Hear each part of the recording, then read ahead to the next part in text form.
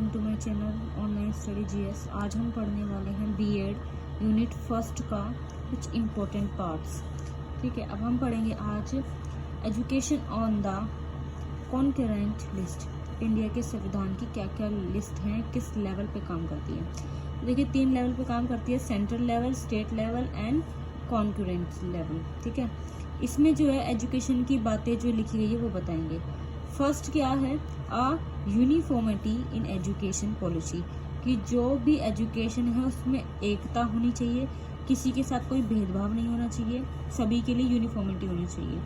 ये किस में लिखा हुआ है, ये कंकरेंट लेवल में लिखा हुआ है। ठीक है, कंकरेंट जो लेवल है इसमें लिखा हुआ है कि भाई सारी जो पढ़ाई है, जो एजुकेशन है उसमें एकता होनी चाहिए और इम्प्रूवमेंट इन स्टैंडर्ड। ठीक है, मतलब सुधार होना चाहिए राज्य स्तर पर भी, नेशनल लेवल पे भी, हर स्टेट में सुधार होना चाहिए एजुकेशन को लेकर के। ठीक है, सब में बराबर होनी चाहिए। Proper and better utilisation of fund, जो फंड है गवर्नमेंट को जो शिक्षा के लिए दिए जा रहे हैं उसको प्रॉपर यूटिलाइज होना चाहिए कि एजुकेशन के लिए दिया गया है तो एजुकेशन के लिए गवर्नमेंट उसको यूज करे, फालतू चीज़ों में, इधर उधर की चीज़ों में यूज ना करे। फोर्थ ऑप्शन आता है better implementation of education policy, शिक्षा पद्धति लागू सही तरीके से लागू करना, कि जिस तरीके से होनी चाहिए गवर्नमेंट शिक्षा पद्धति को उसी तरीके से लागू करे। फिफ्थ पॉइंट है फॉर क्रिएटिंग इक्विलिटेरियन सोसाइटी, समाज एकता की तरह रहे पढ़ाई में, कि समाज में ना पढ़ाई जो हो उसमें एकता की तरह रहे, ऐसा ना हो कि उसमें एक दूसरे के प्रति लोग आपस में भेदभाव करें, बच्चे ही भेदभाव करें आपस में, ऐसा नहीं होना चाहिए। जो हमारी डेमोक्रेसी है वो सोसाइटी के पास समान अधिकार है। जो हमारी डेमोक्रेसी में क्या कहा गया है कि पूरी सोसाइटी के पास समान अधिकार है पढ़ने के लिए, इसमें कोई भेदभाव नहीं हो सकता कि किसी बच्चे को किसी चीज़ से, अपॉर्चुनिटी से किसी से वंचित रखा जाए। ठीक है, पढ़ने के लिए। अब अगला पॉइंट टॉपिक आता है हमारा policies act and provisions related to the education. Education से रिलेटेड क्या क्या एक्ट है, एनपीई है।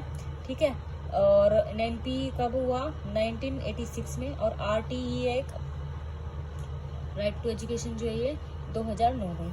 फंडामेंटल ड्यूटीज़ है कुछ हमारी, फंडामेंटल राइट्स है कुछ हमारी जो हमें पता होनी चाहिए। अगला है संविधान बनाने के टाइम पर क्या क्या बातें करी है, कि किसने बनाया था, किसने किस चीज़ के लिए लड़ाई करी थी संविधान बनाते समय। तो देखिए डॉक्टर बी आर अम्बेडकर ने लड़ाई लड़ी थी किस चीज़ के लिए, छुआछूत से रिलेटेड, असमानता को खत्म करने के लिए, कि हमारी सोसाइटी जो है वो उसमें काफ़ी सारे लोग नीचे दबे हुए थे, पिछड़े लोग, जिनको ऊपर उठाने के लिए उन्होंने लड़ाई लड़ी थी। हमारी आर्थिक स्थिति जो उस टाइम पर बहुत गंदी थी, असमानता एससी ओबीसी के साथ की जा रही थी, तो माइनॉरिटी लोगों के साथ जो है राइट अधिकार नहीं होते। माइनॉरिटी लोग होते हैं जो अलग धर्म के होते हैं, उनके साथ भी भेदभाव जो हो रहा था। और जीत जाने के बाद अम्बेडकर के जो न्यू अधिकार राइट्स बने वो क्या क्या थे कॉन्स्टिट्यूशन में, कि फ्री और अनिवार्य शिक्षा रहेगी, प्राथमिक शिक्षा हमारी 6 से लेकर के 14 साल तक के बच्चों की शिक्षा जो है वो मुफ्त रहेगी। ठीक है, आगे बोला गया हमें कि सभी स्टेट को ध्यान में ये बात रखनी होगी कि जो इन्होंने रूल बना दिए हैं वो सभी कायम रहेंगे, सभी उसको लागू करेंगे, सभी उसको मानेंगे, पूरा देश मानेगा, और ये प्रोविजंस जो है, ये रूल जो है उसको सभी मानेंगे। ठीक है, और इंडिपेंडेंट रहेगा हमारा एजुकेशन से रिलेटेड, इंडिया को हम इंडिपेंडेंट इंडिया बनाएंगे, ये गांधी जी का भी कहना था और ये अम्बेडकर जी का भी कहना था। प्रॉब्लम्स क्या क्या आई उनको ये लागू करते समय, तो बहुत स्मॉल्स गाँव में जो है बच्चों को पकड़ कर लाना कि शिक्षा ले लो, तो बहुत मुश्किल था कि छोटे छोटे गाँव में जाकर बच्चों को बोलना, क्योंकि बच्चे एजुकेटेड नहीं थे, तो उनके पेरेंट्स भी नहीं थे, तो वो भी नहीं चाहते थे कि उनके बच्चे पढ़े। लैक ऑफ सुटेबल बिल्डिंग्स, इस टाइम पे बिल्डिंग बहुत ज़्यादा नहीं थी बच्चों को पढ़ाने के लिए, एक एक कमरे होते थे, बस कुछ ही बच्चे आते थे, और कुछ बच्चे समझते थे कि फ्री की शिक्षा है, उसका महत्व को नहीं समझते थे। उसकी इमारत नहीं थी काफ़ी ज़्यादा उनके पास, थोड़ा बहुत ही था जो था। फ्री की उन्होंने कॉपियाँ बांटी राइटिंग मटेरियल के लिए, वो थोड़ा खर्चीला हुआ बट लेकिन फिर भी उन्होंने किया। फाइनेंस की थोड़ी कमी थी उस टाइम पे। ठीक है, पॉवर्टी ऑफ पेरेंट्स की जो गरीबी थी, यानी कि पेरेंट्स बच्चों को पढ़ाने के बजाय मजदूरी करवाते थे, क्योंकि उन्हें लगता था कि 2 बच्चे और कमा लेंगे तो और ज़्यादा पैसे आ जाएंगे हमारे घर में। ठीक है, एनपीई जो था इसकी फुल फॉर्म है नेशनल पॉलिसी ऑफ एजुकेशन, ये 1986 में आया था। इसमें राजीव गांधी के टाइम पर ये आई थी पॉलिसी। इसके गोल्स क्या क्या थे, कि एजुकेशन जो है डेवलपमेंट होनी चाहिए एजुकेशन का, और समानता हो किसके बीच में, एससी और ओबीसी के साथ होनी चाहिए, किसकी, विद नॉन एससी और ओबीसी, जो एससी ओबीसी नहीं है उनकी और जो एससी ओबीसी है उनके आपस में बीच में समानता होनी चाहिए। छुआछूत भेदभाव नहीं होना चाहिए, दोनों को लिए बीच में समानता होनी चाहिए। टीचर को भी ऐसे रिक्रूटमेंट किया गया कि SC OBC वाले टीचर को भी हायर किया गया, ताकि जो SC OBC वाले बच्चे हैं वो आराम से पढ़ सके, उन्हें ये भेदभाव महसूस ना हो कि भाई टीचर्स उन्हीं बच्चों को ज़्यादा प्यार करते हैं या फॉलो करते हैं या उन्हीं बच्चों को ज़्यादा अपना रिक्रूटमेंट देते हैं। तो इसलिए SC OBC वाले टीचर को भी रिक्रूट किया गया ताकि भेदभाव को कम किया जा सके। स्कॉलरशिप दी गई बच्चों को, उनकी फैमिली को, ठीक है। प्रायोरिटी क्या की गई, priority to open primary schools in tribal area. Tribal area जैसे कि आदिवासी टाइप के एरिया होते हैं ना, उसमें प्राइमरी शिक्षा देने की कोशिश की गई कि बच्चों को पढ़ाया जाए। आंगनवाड़ी खोलना शुरू किया, आश्रम स्कूल खोले गए, ठीक है। पूरे देश भर में इसको बड़े स्तर पर खोला गया, छोटे लेवल पे नहीं खोला गया, बड़े स्तर पर। एजुकेशन ऑफ OBC और माइनॉरिटी, ठीक है, इनके बीच में भी जो भेदभाव था उसको खत्म किया गया, ठीक है। यानी कि माइनॉरिटी मतलब लैंग्वेज को लेकर भी हो सकते हैं, नंबर्स, रिलीजन्स या फिर जैनिज्म जो कम था उस टाइम पर, उसको मतलब जैनिज्म धीरे धीरे खत्म होता रहा, उसकी धर्म के लोग कम होते गए, तो इसलिए उनके साथ भेदभाव होने लग गया, तो इसलिए उनको माइनॉरिटी कैटेगरी में रखा गया।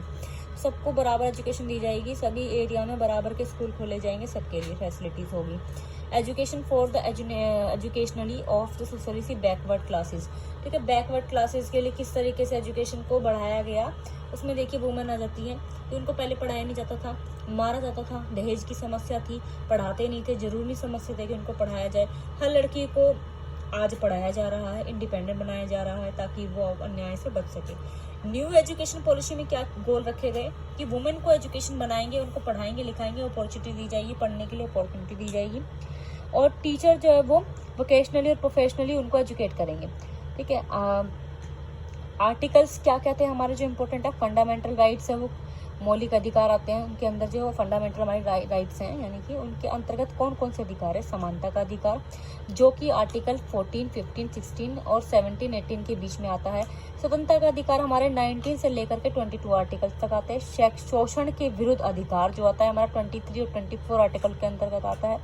स्वतंत्र धर्म की जो अधिकार है कि किसी भी धर्म को अपना सकते हैं, वो 25 से लेकर के 28 आर्टिकल में आता है। सांस्कृतिक शिक्षा का अधिकार जो हमारे 29 से लेकर के 30 आर्टिकल में आता है। राइट टू कॉन्स्टिट्यूशनल रेमेडीज, अधिकारों के हनन होने पर हम कहाँ कंप्लेन कर सकते हैं, वो हमारे आर्टिकल 32 के अंतर्गत आता है। तो आर्टिकल 14 के अंदर जो है समानता से रिलेटेड होते हैं, छुआछूत को खत्म करना है SC OBC के लिए, ठीक है। इकोनॉमी में वीकर सेक्शन को भी सुधार किया जाए, उनको सुरक्षा प्रदान की जाए, ठीक है। सारे इसके अंतर्गत आता है। आर्टिकल 15 में क्या आता है, एजुकेशन से रिलेटेड वुमेन को शिक्षित करेंगे, ठीक है, इसके अंतर्गत आता है। स्टेट और लेवल पर भी कि state shall not be discrimination, कि राज्य स्तर पर किसी के साथ भेदभाव नहीं किया जाएगा। Against any citizens on young only ground only sorry केवल मतलब सेक्स के आधार पर, कोई लड़का है लड़की, उसके आधार पर किसी भी सिटीजन्स में भेदभाव नहीं किया जाएगा कि ये महिला है तो उसको नहीं पढ़ाया जाएगा या फिर ये आदमी है तो उसको नहीं पढ़ाया जाएगा। इससे रिलेटेड कोई भी भेदभाव नहीं किया जाएगा। एजुकेशन जो SC OBC जो है उन सभी को एक साथ पर किया जाएगा, भेदभाव नहीं होगा उनके साथ भी, ठीक है। स्टेट को रोका जाएगा ऐसा आर्टिकल बनाने से जिससे कि वुमेन या चिल्ड्रन को कोई भी उनसे रिलेटेड हो, उन चीज़ों को हनन हो रहा हो। Equality of opportunity in matter of public employment, ठीक है। हर महिला पुरुष सभी को अधिकार नौकरी के लिए मिलना चाहिए। ऐसा नहीं है कि केवल पुरुषों को ही दिया जाए, पब्लिक एम्प्लॉयमेंट भी उनके लिए बढ़ानी चाहिए और समानता मिलनी चाहिए उनके लिए, ठीक है। इम्पोर्टेंट क्वेश्चंस जो है हमारे NPE के बारे में बन सकते हैं। NPE क्या है, इसकी पॉलिसी क्या थी, ठीक है। और बन सकता है हमारा कि शिक्षा नीति क्या थी इसकी, और शिक्षा नीति के कुछ असहनीय जो तथ्य हैं वो इसके बारे में पूछ सकते हैं। आगे इम्पोर्टेंट क्वेश्चन में हमारा ये भी पूछ सकते हैं कि ब्लैक बोर्ड ऑपरेशन क्या था, इसके बारे में। आगे देखो हमारा पूछ सकते हैं NCE 2005, इसके शॉर्ट नोट में पूछ सकते हैं कि राष्ट्रीय पाठ्यक्रम फ्रेमवर्क क्या था, ठीक है, ये क्या है। आगे हमारा ये भी पूछ सकते हैं मेन पॉइंट जो यहाँ पर दिख रहे होंगे आपको, अब guiding principles of the NCF के बारे में। आगे हमें दिया हुआ सेकेंडरी एजुकेशन क्या है, इसके बारे में अच्छे से डिटेल में पढ़ना। आगे रिकमेंडेशंस ऑफ SEC, इसके बारे में। Functions of the committee, then ये सारे इम्पोर्टेंट से, तो आप इनको अच्छे से पढ़ लेना। ये यूनिट 1 के अंतर्गत आते हैं सारे। Thank you so much. Subscribe कीजिए, लाइक कीजिए और अपने दोस्तों को शेयर कीजिए ताकि वो अच्छे से पढ़ सकें। Thank you so much.